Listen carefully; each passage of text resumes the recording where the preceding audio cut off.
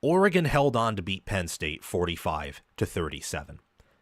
45-37 should have been 45-38, but we had some very, very questionable decisions that were made in this game, to say the least. The Oregon Ducks led in this game, or tied, for 60 minutes.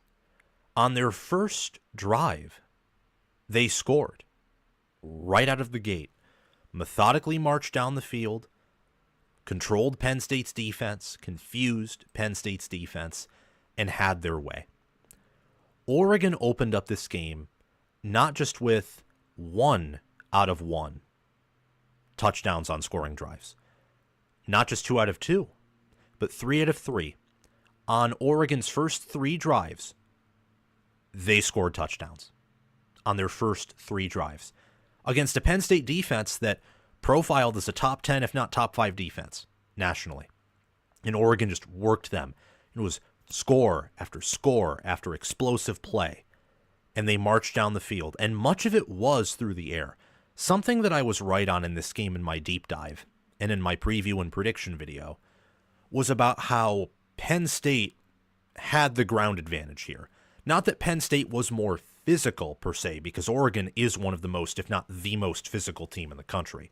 And I think they're probably the toughest team in the country, but Penn State is pretty close in that regard. However, that Penn State had the better run blocking offensive line, and they had the better defensive line overall. And you saw that here, because Penn State, they had several TFLs against Oregon. They would have had more if they tackled better, which is a concern for this Penn State defense. But they also ran for nearly 300 yards on Oregon. And that was not even, counting what they could have gained on their final drive, or on 2nd and 1, when they have 2 timeouts, they just decide to lob it up in the air, and it's picked off. Oregon's secondary, I think, could be argued to be the MVP in this football game, where the Oregon Ducks, Dante Manning, had an interception, nearly returned it for 6, returned it to the 1-yard line, and then Jordan James punched it in. And then Nico Reed with the interception at the end of the game, cornerback, one of Oregon's better defensive backs and corners. They're the MVPs right there. Because if Penn State doesn't throw those 2 picks, or maybe Oregon doesn't catch those 2 picks, Penn State could have easily won. Oregon was always in control of this game. However, there were multiple points for Penn State to take momentum. At one point, this game was 28-10. And then Penn State went on a 14-3 run to close out the half. And it was 31-24. To kick off the second half, Penn State marches right down the field. Drew Aller barely overthrows Tyler Warren. Would have been a touchdown to tie it up 31-31. And then a few plays later, like maybe 1 or 2, Penn State shanks a 40-yard field goal. And Ryan Barker's a pretty accurate kicker. It was one of his first misses in quite some time. That was a momentum killer. And then Oregon, they scored a touchdown, made it a double-digit lead again. Penn State later on scored very quickly, 97 yards, after Oregon punted the ball and pinned Penn State deep. And then they went for 2, which was a very mind-boggling decision, which we'll talk about. But it was catch up for Penn State. And they did a good job with it.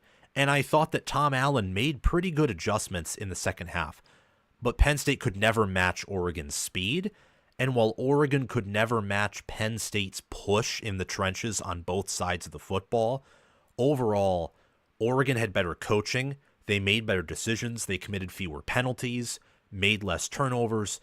And also, Oregon's edge over Penn State through the air was greater than Penn State's edge over Oregon on the ground. And all of those factors helped negate the fact that the Big Ten championship game, from the sound of it, was essentially a Penn State home game, much like how the SEC championship is essentially a Georgia home game if Georgia participates. It negated the travel. It negated the fact that Penn State really was establishing game control, I think, in the second quarter, early part of the third quarter, and Oregon comes out with a win. The impact statistic here, or statistics, plural, is that Penn State had 2 turnovers and 65 penalty yards. Oregon had zero turnovers. And really only one play that could have been a turnover. A.J. Harris read a screen pass and nearly picked it off, but the ball was thrown pretty low. It probably wouldn't have been a pick, even if A.J. Harris, did somehow a better acrobatic and athletic move than he made. And Oregon also only had 24 yards in penalties. The refs in this game were pretty bad, but both teams were holding. The Big Ten doesn't call holding. They let you get physical. And yeah, what can I say? If Penn State, look, James Franklin said in the postgame press conference, well, they got to review some calls. And yeah, there were some calls that were bad. Like Amari Evans catches the football. They rule it incomplete somehow. But if Penn State doesn't throw those 2 picks, they win based off of the pace of the game. Seriously, they were going to drive and score a touchdown if not for throwing a turnover on that final drive where they threw the pick to Nico Reed down the sidelines. Or if Aller doesn't throw the pick where, again, Penn State special teams being a weakness for the Nittany Lions, if he wasn't pinned inside the 5 where he threw that pick to Dante Manning, they may have went down and scored a 90-plus yard touchdown or at least gotten in field goal range to kick another Ryan Barker field goal. And what I just said right there is 10 potential points, maybe 14. If Ryan Barker makes the 40-yarder, that's potentially 17 points left on the board in an 8-point loss. And if one of those things happens, Penn State probably doesn't go for 2 either. The Nittany Lions could have easily won this football game, but Oregon was the better team. They were more disciplined, and they were better coached. And therefore, Dan Lanning, he won. He was the coach who got to hoist the Big Ten championship trophy, not James Franklin, even though both of these teams had moments to win. Penn State had advantages over Oregon. Penn State's interior defensive line and offensive line were the superior units. They had the better rushing attack, the better rushing defense. Their explosiveness at times matched Oregon's. It was an entertaining game. It was the most entertaining game of championship week by a mile. Very good game by both Penn State and Oregon. Oregon just played closer to their ceiling and made better decisions, both personnel-wise in terms of players not being as emotional. Penn State started off the game very emotional like the Ohio State game, consequentially committed some penalties, and they also made better in-game coaching decisions on the sidelines. Let's talk about Penn State here and then move on to Oregon. First and foremost, we're back here again. It's another loss for James Franklin against a top 5 team. Some decisions that really bugged me were the 2-point conversion, the pass happiness at the beginning of the game and the end of the game, and some of those penalties. It's just, what are you doing? What are you doing? I don't get it. I don't get the logic of going for 2.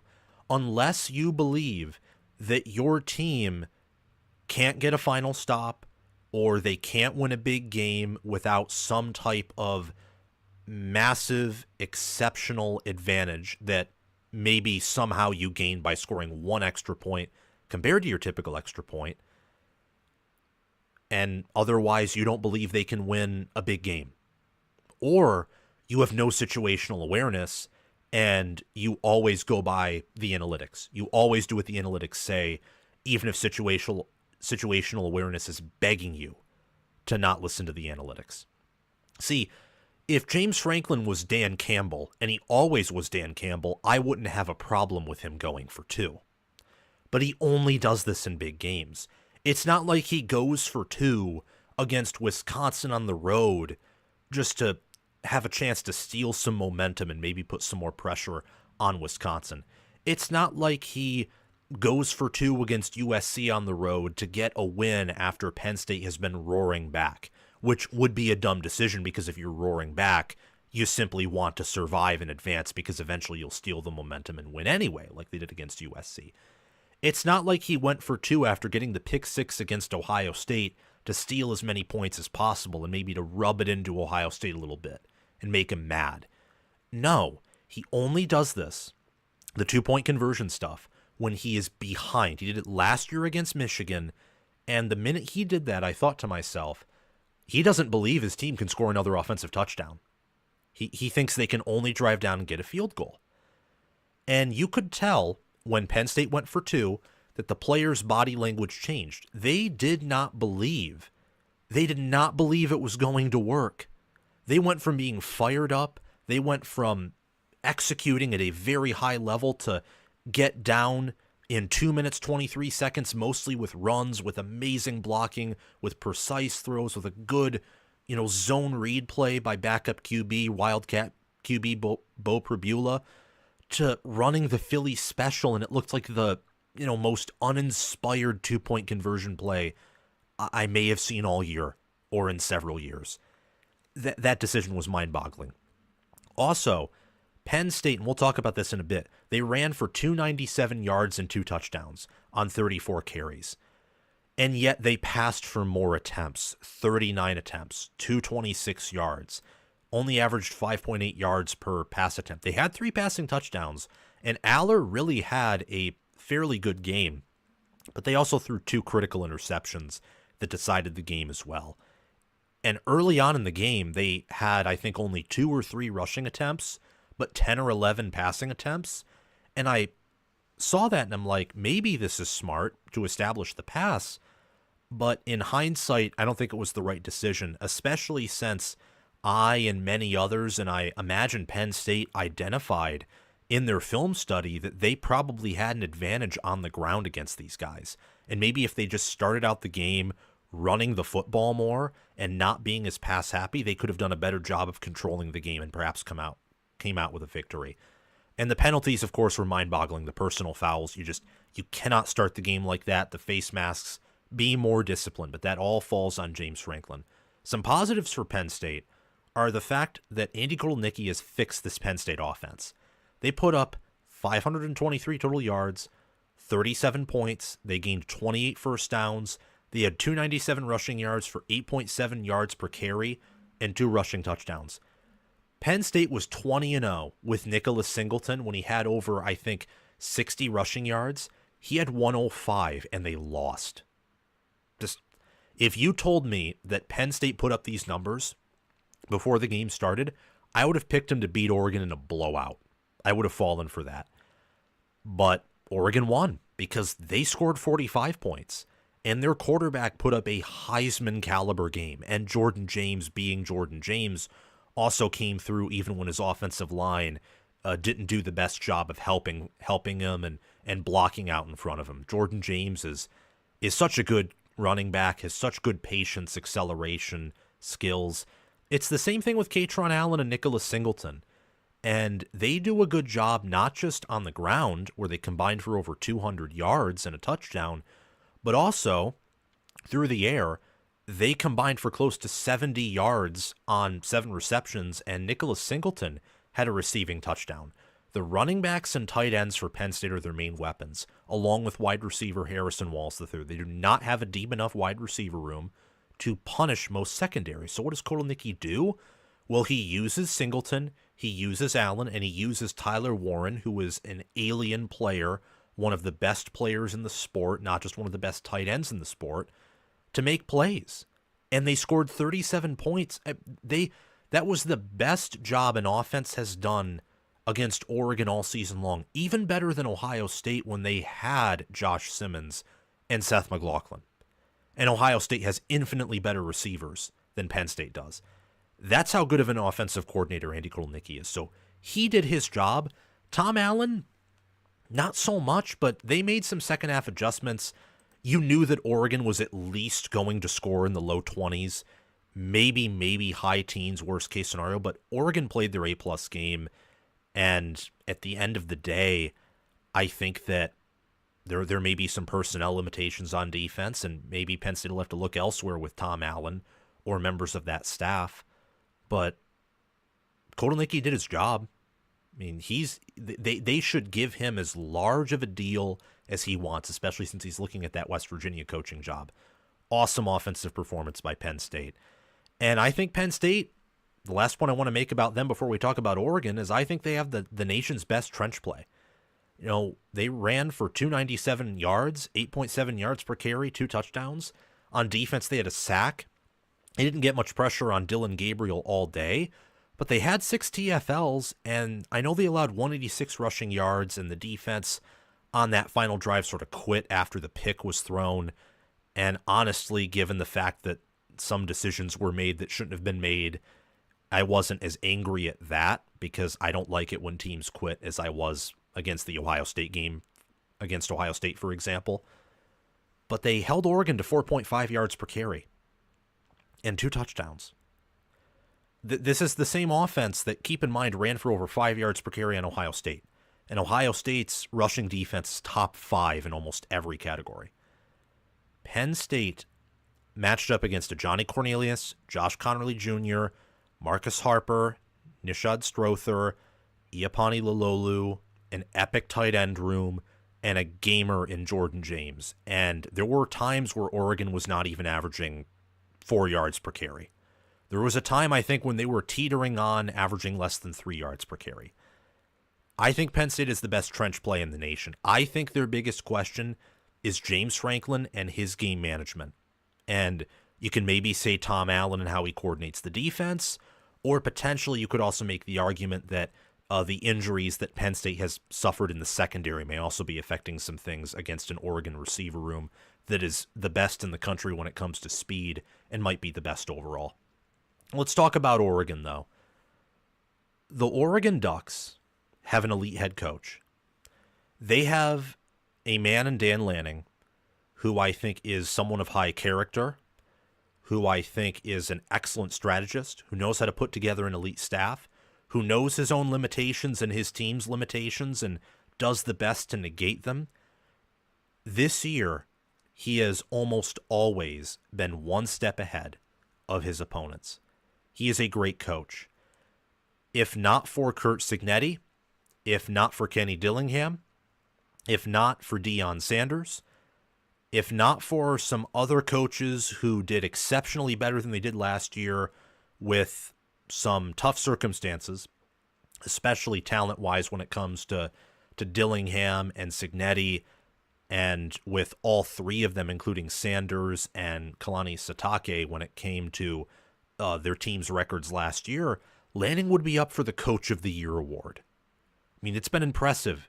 They come into the Big Ten, they go 12-0, they play a Penn State team who I think right now is better than Ohio State, who I think is better than Indiana, who, and I'll show you this tomorrow, I think is one of the better chances of winning the national championship, and who I think is a top 4 team.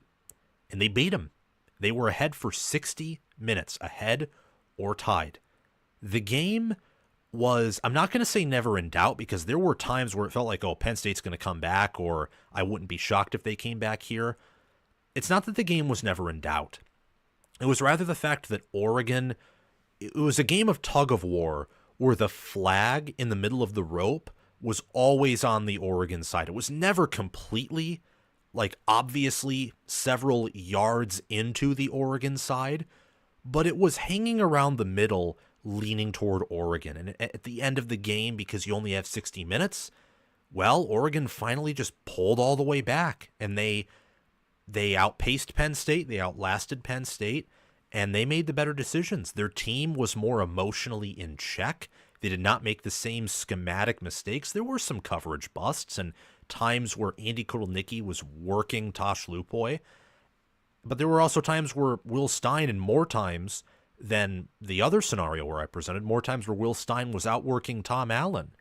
And there were other times where Tosh Lupoy did a good job against Andy Kotelnicki, and I can't count as many times that Tom Allen did a good job against Will Stein. Like, Oregon put together the better game plan here, and that is ultimately why they won. They were one step ahead. You look at the Ducks right now, and I think that we're seeing college football's next dynasty, potentially. They're recruiting at a high level. They have a top 4 recruiting class, and they're developing at an elite level. Something I said is that a concern for this Oregon team is I don't know if they have any alien players. And after yesterday's game, I may still lean that way. I think Jordan James is really good. I mean, maybe he's an alien. Tez Johnson's speed, his speed is absolutely incredible. But I don't know if he's an alien or not. Abdul Carter is the nation's #1 defensive end. #1. And the tackles and the plays that he were making, he was pretty limited in pass rush yesterday. But, I mean, he was going sideline to sideline, tackling Oregon players and preventing big plays. Just incredible, impressive player. And you look at Tyler Warren, who was open much of the time. If Aller was more like Dylan Gabriel and threw accurate balls, Warren probably would have had a receiving touchdown and maybe around 150 receiving yards, if not more. And he's a good blocker. And I mean, just see what he did earlier this year against USC, where he carried them back in the game. I don't know if Oregon has players like those too. But what I can tell you is that Tez Johnson and Dylan Gabriel, and some of this is from their stops at other schools, but nonetheless, they're having their best seasons of their career. They were group of 5 players who right now are Oregon legends for what they did this year. And I know that Josh Connerly Jr. and a Johnny Cornelius could be alien players because Oregon right now leads the team in a quarterback sack percentage. They lead the Power 4, not FBS, but the Power 4 in quarterback protection, in pass protection. It's incredible what this staff has done and what this team has done. And what more do you want if you're Oregon? You want to win it all. But that's it. And if you don't win it all, you won the Big Ten in year 1, you got the first round bye, you did everything you had to in the regular season and in championship week. Oregon is the king of the Big Ten. They're also the first team to beat Michigan State, Penn State, Michigan, and Ohio State in the same season. Doesn't matter that Michigan and Michigan State are having down years. This is Penn State's best team since 2017, in my mind. And this is an Ohio State team who was touted by everyone to be a national title contender and by most of the college football channels I follow on YouTube to be the national champions. Like Josh Pate picked them to win it all. Joel Klatt picked them to win it all. And you beat those teams. You beat Ohio State, that could have been a double-digit win. You beat Penn State, could have been a double-digit point win. And you also could have lost to both of those teams. But you didn't. You beat both of them. And you crushed Michigan in their own house. And that game against Michigan State was never close in Outson. You beat all 4 of those teams, all great programs, many of them blue bloods. You beat them all in the same season. And now, in my mind, you're the national title favorites. You're developing an elite level. You're coaching at an elite level. For the future, you're recruiting at an elite level. You'll have alien players. If you disagree with me that Oregon doesn't have alien players like Jeremiah Smith at Ohio State or Caleb Downs at OSU or Abdul Carter or Tyler Warren at Penn State or like Brock Bowers at Georgia from last year, if you disagree with that sentiment, that's okay because you'll get alien players in the future. You will. And does it really matter? Because maybe you don't have a Tyler Warren or Abdul Carter, but you don't have the same holes in your roster that everyone else does. And we'll talk about that. You don't have many, if any, obvious weaknesses. And I think that all those things combined, you have a lot of elite players, you have several NFL players, you don't have any obvious roster holes, your coach is top 5, your staff might be #1, your talent pool is growing, and I think you're the nation's toughest team because Penn State never quit until the end because you never quit, Oregon. When Penn State had the momentum, you found a way. You found a way to retain the lead. And even if you didn't, you would have been tied because of what you built up earlier in the game. For 60 minutes, again, you led or tied, and you responded to momentum changes. And you only allowed 1 sack. That player I have been talking about for weeks now, who college football has been talking about for weeks, who actually myself and everyone else in college football has been really talking about for months, in Abdul Carter, and also his counterpart, Denai Dennis Sutton, and other defensive linemen like Devon J. Thomas, Zane Durant, you held them to 1 sack. 1. They had 6 TFLs. They won the ground game. They statistically did what a Big Ten team needs to do to win a football game. The laws of the Big Ten say that Penn State should have won the game by the stat line. They outgained their opponent in yards, yeah, but more importantly, they had that many more rushing yards. And yet, Oregon won the TOP battle. They were ahead or tied for the entire game. And it's not like Penn State completely shut down the rushing attack. They had the way better rushing attack, but Oregon finished with over 4 yards per carry, and they only allowed 1 sack. They protected Gabriel the whole game, and he had a very clean pocket. So I think that Oregon right now is the #1 team in the country, and I don't just think that's resume-wise. I think power ratings-wise, Oregon should be #1. I picked Penn State to beat Oregon. I was wrong on that front. I was right in a lot of the ways that the game played out in terms of the matchups, but Oregon saw those matchups. They were losing some of those matchups, and they won anyway.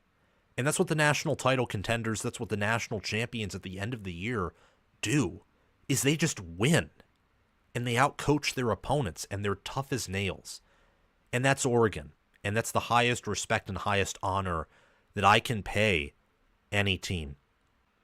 Thank you so much for watching. Remember to like the video and subscribe to the channel, and also hit that notification bell so that way you can get notified when new content from College Football with Sam drops.